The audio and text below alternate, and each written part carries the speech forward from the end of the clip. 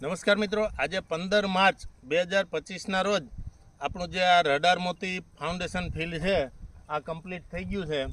અને રડાર મોતીની ખાસિયત એ છે કે આની ફૂટ વધારે થાય છે. એકદમ ફૂટવાળો છોડ હોય છે. 25 થી 30 ફૂટ આવે છે એક છોડની અંદર. વીઘે 8 કિલો જેટલું આનું બિયારણનું પ્રમાણ હોય છે અને ખાવા માટે ખૂબ જ સરસ છે. આ તમને તોડી અને દાણા બતાવું.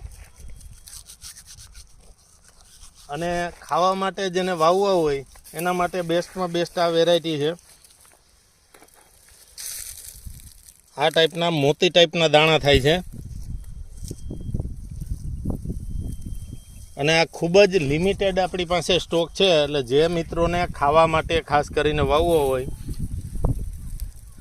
તો એને આ ટાઈપના બતાવો. જો આ દાણા છે ને એકદમ મોતી જેવા દાણા થાય છે. મેંદો ઓછો આવે છે. આની અંદર ફાઈબર વધારે હોય છે એટલે ખાવા માટે બેસ્ટ છે. અને આનો બિયારણનો દર 1 વીઘામાં 8 કિલો જેટલું થાય છે. અને આ પાકશે ત્યારે સારામાં સારું ઉત્પાદન પણ આપશે એ ટાઈપની વેરાયટી છે. તો મિત્રો, આપણી પાસે ખૂબ જ લિમિટેડ સ્ટોક છે. જે કોઈને આવતા વર્ષે વાવવા હોય તો એ નીચે ફોન નંબર આપેલા છે અથવા તો તમારા નજીકના ડીલર હોય એની પાસે લખાવી દેવું. રડાર મોતી બિયારણનું નામ છે રડાર મોતી, company HP bio control system. અને નીચે જે ફોન નંબર આપેલા છે આ ફોન નંબર ઉપર ફોન કરી અને તમે પૂછી શકો. અને ખૂબ જ ખાવામાં આ ટેસ્ટવાળા નવી જ વેરાયટી છે.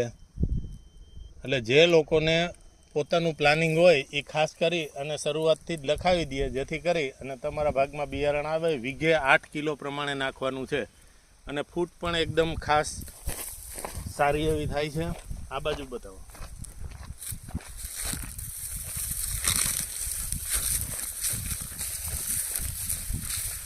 જો આ છોડની ફૂટ છે, આ ટાઈપની ફૂટવાળા ઘઉં ભાગ્યે જોવા મળે. આ બધા જ એક જ દાણામાંથી આટલી ડુંડીઓ 35 થી 40 ડુંડી આવે એક જ દાણાની. અને એક ડુંડીમાં ઓછામાં ઓછા 40 થી 45 દાણા આવે. અને વજનવાળા ઘઉં છે. ઉત્પાદનની દ્રષ્ટિએ ખૂબ જ સારા છે. તો મિત્રો, નીચે નંબર છે એમાં ફોન કરી અને તમે તમારા માટે બિયારણ ખાસ બુક કરાવી દેજો. આભાર.